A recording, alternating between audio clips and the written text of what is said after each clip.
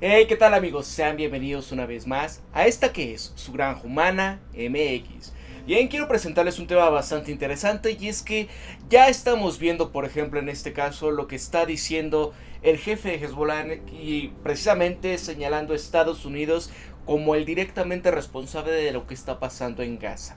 Que supuestamente él, en este discurso de poco más de hora y media, hablaba sobre cómo supuestamente decía iban a pagar un alto precio.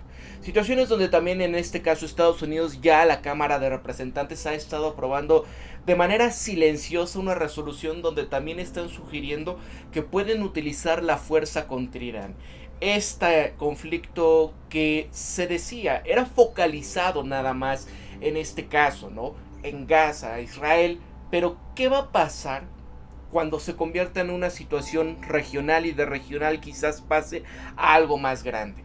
Vemos como The Economist también está hablando sobre lo que significaría una tercera gran intervención mundial por la democracia para los inversionistas. Es decir, el mundo, ¿qué va a enfrentar ante un tema así? Esto es interesante hablarlo, amigos, porque si bien ya hemos estado durante... Es que son cuestiones, ¿no? Cuando fue la primera, la segunda, no es como que dices en esos momentos, ya inició la mundial, ¿no? ¿Qué iban a saber, no? Cuando, por ejemplo, en Estados Unidos pudieses decir, oye, pues fue cuando Alemania se empezó a apropiar de estas partes de Europa, cuando empezaban a atacar ciertos puntos, o pueden decir otros, no, fue cuando hasta que Japón fue a Pearl Harbor y entra Estados Unidos a la intervención, o sea, se han dado cuenta, pero ¿qué hemos estado viendo durante lo que ha pasado en el mundo en muchos eventos a lo largo del siglo XXI? Claro, después del 2001 el mundo cambió para siempre a como veníamos viviendo. ¿Qué pasó después cuando venía 2008? El tema de Georgia. ¿Qué pasaba 2014? El tema del Maidán. ¿Qué pasaba en distintos puntos de la historia, como el caso de Libia y lo que hizo Estados Unidos, Francia, la OTAN? ¿Qué pasaba en esos momentos? ¿Qué pasó en 2020 con el tema del bicho alrededor del planeta? ¿Cómo cambió también la vida para todos? ¿Y qué pasó en 2022 cuando cruzan todas estas líneas rojas y sucede lo que sucedió en Ucrania? ¿Qué estamos viendo ahora en este escenario? Son distintas fases y puntos en donde pues no vemos que la solución se vaya a solucionar de manera mágica, rápida. Vean, vamos a poner rápidamente estos puntos que están diciendo en este caso el tema de Hezbollah, que decía, ¿no? Es una información, miren, todas las opciones están sobre la mesa. Mira, les aseguro que todas las opciones están abiertas en el frente sur. Pueden adoptarse en cualquier momento. Decía, les aseguro que no será el final. Esto no es suficiente. Y ojo, no es una declaratoria de una intervención por la democracia de facto, pero sí es un tema donde van a empezar a diferentes puntos empezar a intervenir. Mira, si deseamos alejarnos de una intervención regional, tenemos que ponerle fin a lo que está sucediendo en Gaza. Este frente se ha desarrollado en acuerdo con los acontecimientos que están pasando ahí, porque si Israel ataca el Líbano será el acto más tonto en toda su existencia. Estados Unidos ha enviado un mensaje precisamente a este grupo donde le advierte que sus barcos y aviones son los que atacarán.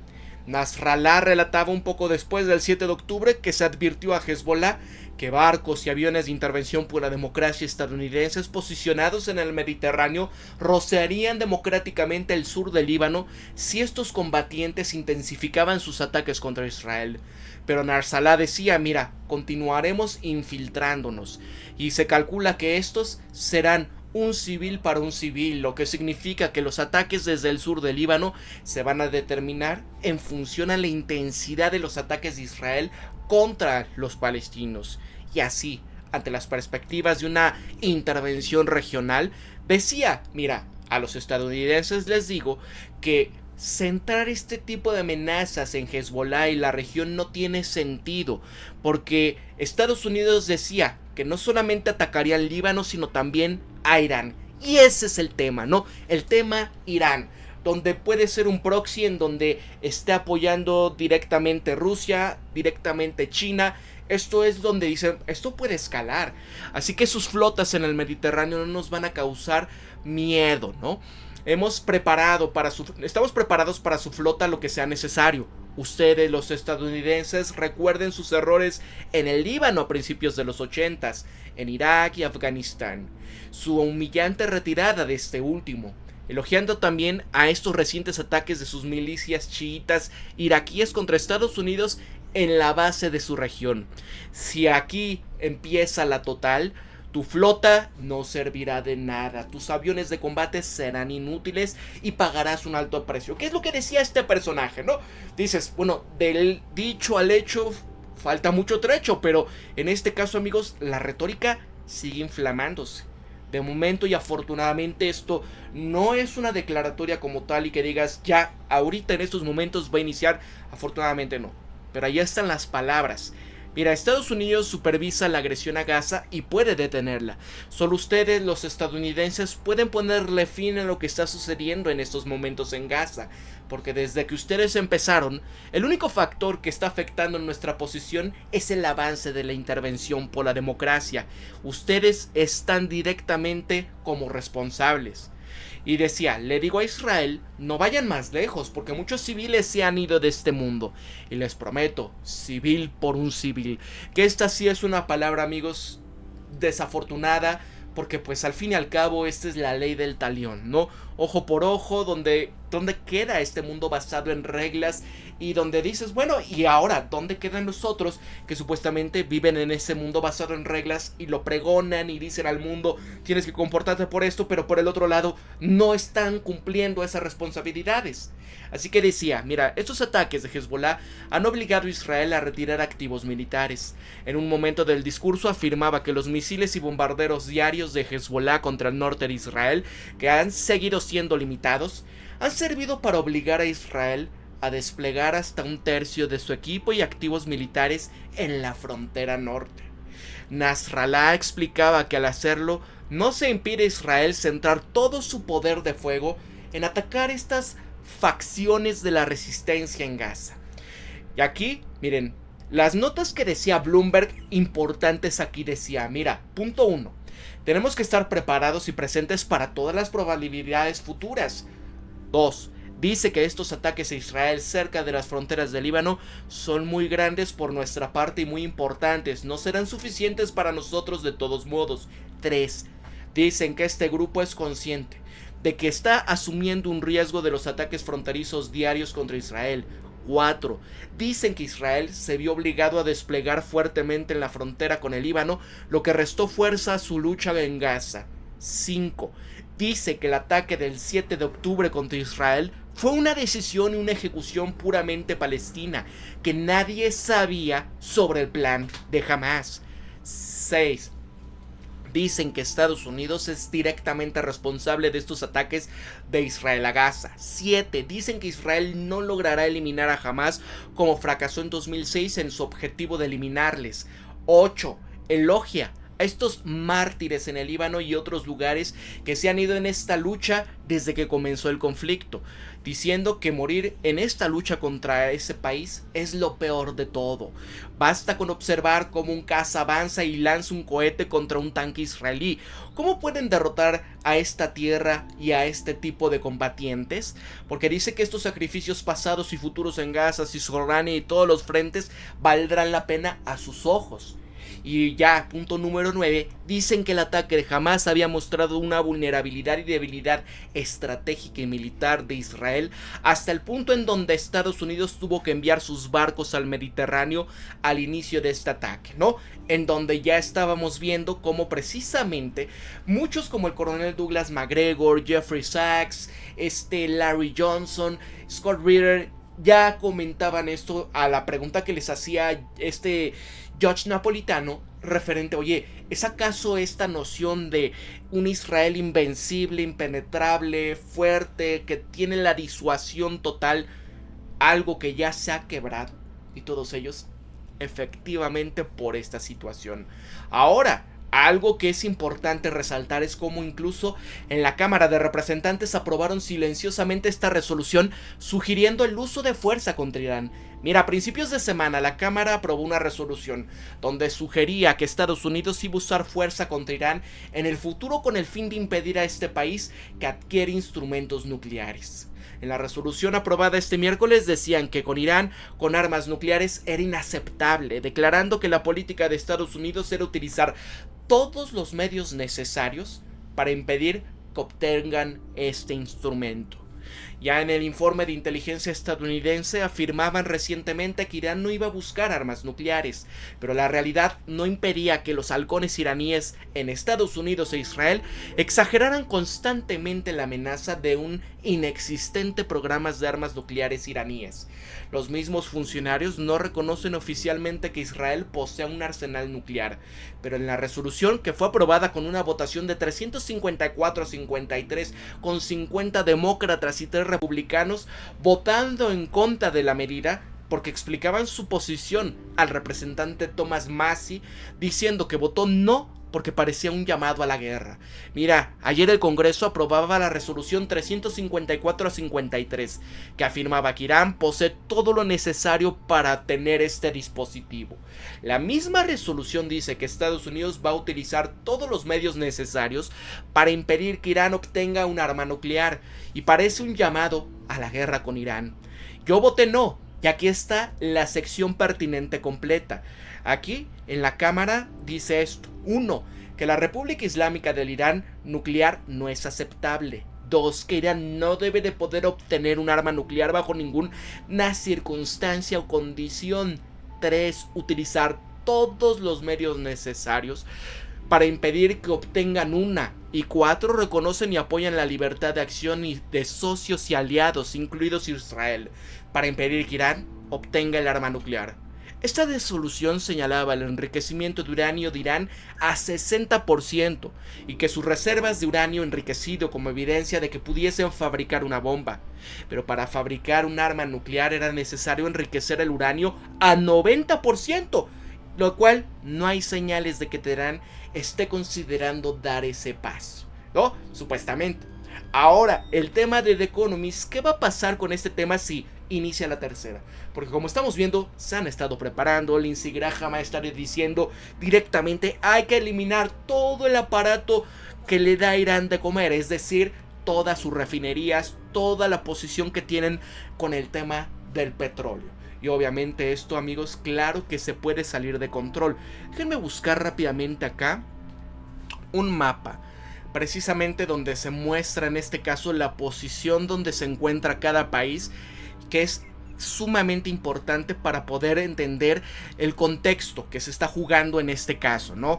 Hay que recordar también que hay intereses muy importantes precisamente aquí al frente de Gaza, en donde hay petróleo, gas natural, que es importantísimo. Hay que recordar que Israel tiene un plan para poder suministrarle gas a Europa, desarrollando todos estos campos gasíferos que están acá, precisamente en Siria, que donde ellos, hay una competencia, se está disputando eso, y por algo está pasando. El caso del Líbano también, ¿no? ¿Qué pasó con su puerto? ¿Cómo voló? O sea, y miren, aquí está, ¿no? Irán, que está teniendo acá frontera con Siria, ¿no? Siria con Turquía, que Turquía ha dicho a Erdogan que van a entrar en cualquier situación que esto siga acrecentándose. Aquí está el estrecho de Hormuz. No olvidemos que de ahí sale, amigos, cerca del 30% del petróleo mundial.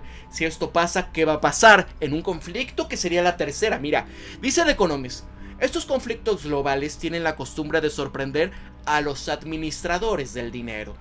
Y es que, mira, lo que dice el artículo: mira, mi euforia había estado avanzando hacia el matadero durante años. 1914 el conflicto era casi inevitable. Ese al menos era el argumento que a menudo se esgrimía en retrospectiva. Sin embargo, en ese momento, como lo señalaba el historiador Niall Ferguson en un artículo publicado en 2008, los inversores no sintieron eso.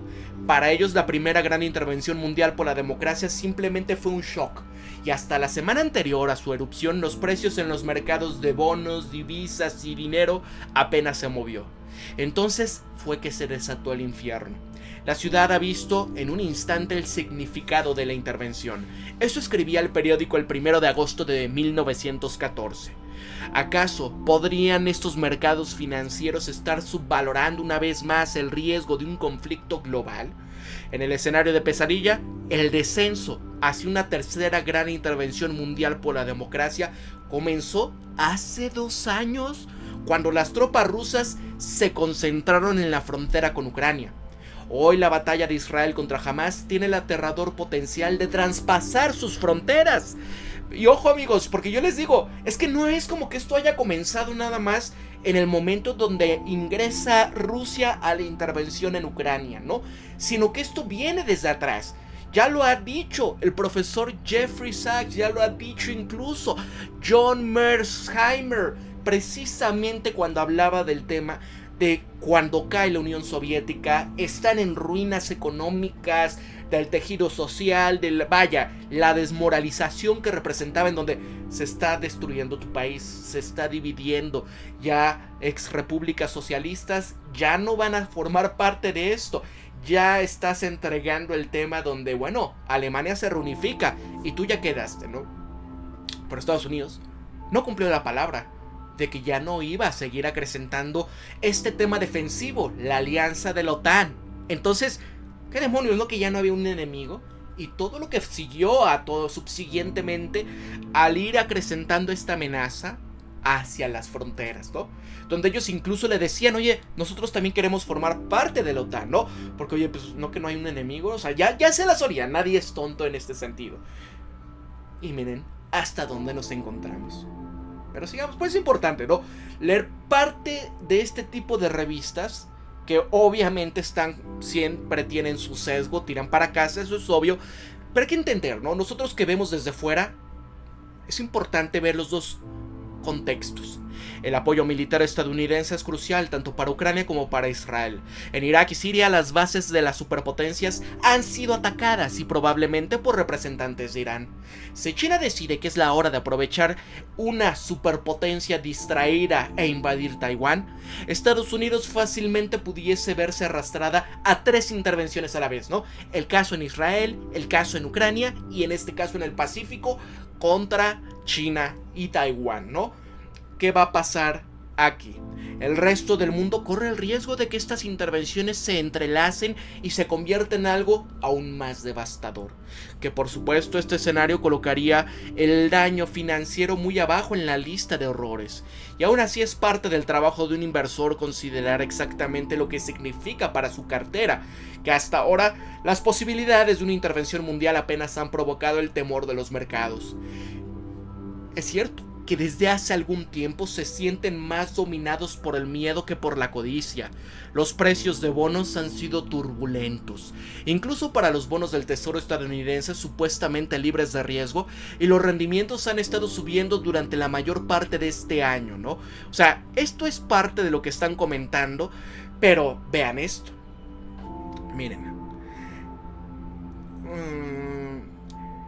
Aquí. Los índices bursátiles de Estados Unidos, China y Europa han caído durante 3 meses consecutivos y sin embargo, toda la agitación puede explicarse plausiblemente por factores de tiempos de paz, incluidos este enorme endeudamiento gubernamental, las expectativas sobre las tasas de interés y las acciones cuyo optimismo previo los había vencido. Que en resumen, no se parece nada al pánico que se pudiese esperar si las probabilidades de que el mundo se hundiese en una intervención fueran cada vez mayores. La conclusión más brillante es que estas probabilidades en realidad son cercanas a 0. Una más oscura es que, al igual que los inversionistas de 1914, los de hoy pronto puedan verse sorprendidos. La historia apunta a una tercera posibilidad, que incluso si estos inversores esperan una guerra importante, es poco lo que pueden hacer para obtener beneficios fiables de ella. Porque imagínense, ¿no? El tema donde veamos que se corta la salida del petróleo por el estrecho de Hormuz. ¿Qué pasa si aquí en la intervención también se corta la salida de las mercancías que van de Asia hacia Europa, ¿no?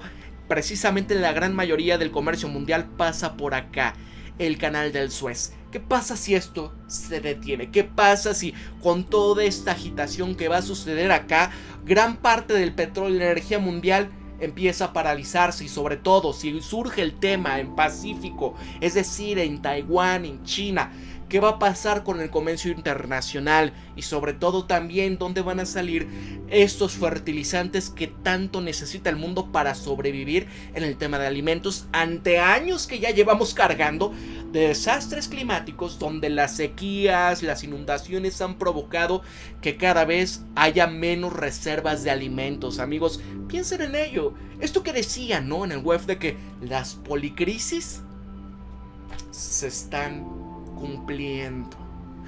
La forma más fácil de entender esta imagen en 1914, sabiendo que la primera estaba a punto de llegar, tendría que hacer sus apuestas rápidamente.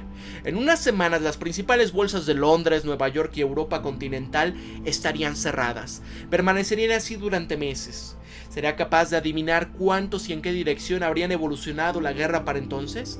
Porque si juzgaran sabiamente las acciones estadounidenses serán una buena apuesta. ¿Habrían logrado negociar en un corredor que evitó la quiebra en medio de una crisis de la liquidez? Se pudiese haber decidido también sabiamente recortar la posición de la deuda pública que pronto se verá afectada por la guerra. Habrían adivinado que los bonos rusos, que experimentarían una revolución comunista y un default impulsado por los bolcheviques, serían los que desharían por completo. En otras palabras, la intervención implica el nivel de incertidumbre radical que va mucho más allá de riesgos calculables a los que están acostumbrados las mayorías de los inversionistas, que significa incluso que las guerras mundiales anteriores tienen lecciones limitadas para las posteriores, ya que no hay dos iguales. El artículo de Ferguson mostraba el manual óptimo para 1914: comprar materias primas y acciones estadounidenses, vender bonos, acciones y divisas europeas. Fue de poca utilidad a finales de los años 30. Los inversionistas de esa década intentaron aprender de la historia, anticipándose a otra intervención mundial, vendiendo acciones y monedas de Europa continental. Pero esa intervención diferente tuvo diferentes inversores ganadores. Las acciones británicas superaban a las estadounidenses, al igual que los bonos del gobierno británico. Y hoy existe una fuente de incertidumbre mayor y más terrible, puesto que muchas de las potencias beligerantes potenciales empuñan instrumentos nucleares, y sin embargo, en cierto sentido, esto tiene poca relevancia financiera, ya que en una conflagración nuclear es poco probable que el desempeño de la cartera ocupe un lugar destacado entre sus prioridades. El resultado de todo esto, bueno, que la niebla de la intervención es aún más espesa para los inversionistas que para las generales militares, que, al menos, tienen una visión de la acción. Y si ocurre lo peor, los historiadores del futuro pudiesen maravillarse ante la aparente despreocupación de los inversionistas de hoy. Solo pueden hacerlo porque para ellos la niebla se habrá disipado. Amigos, hasta ahí llego en este videoprograma. Cuéntame, ¿qué crees que es lo que pueda llegar a ocurrir ante este escenario que ya cada vez más pues parece inevitable? Por favor, amigos, yo les pido de favor que si me pueden apoyar, háganlo a través de Patreon. Es la única manera de momento que me pueden apoyar, ya que la plataforma me ha castigado hasta enero. Yo les pido de favor, apóyenme en www.patreon.com/lagranjhumanamx, por favor. Gracias a mis mecenas que actualmente ya me están apoyando, a todos los que eran miembros de este canal, en el sentido también de ese apoyo, yo les pido por favor si pueden redirigirse mejor a mi Patreon. Para La Granja Humana MX se despide Pablo. Cuídense mucho y pórtense bien. Hasta luego.